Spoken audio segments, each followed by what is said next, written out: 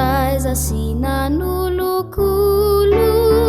ka tsy atakalo tsy voasolo nianatranatra ry dada izaho nanomboka ny pada tsy ho adinoko ireny